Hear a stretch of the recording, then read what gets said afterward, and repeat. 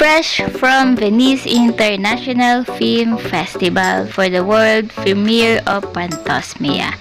Back to work na nga po si Janine Gutierrez. Ilang mga larawan nga po ni Janine Gutierrez ang ibinahagi ni Miss Salve Asi sa kaniyang Instagram account kung saan nga ay nasa isang press conference si Janine. Anyways, wala pa nga po ang full details patungkol sa press conference na ito ni Janine Gutierrez.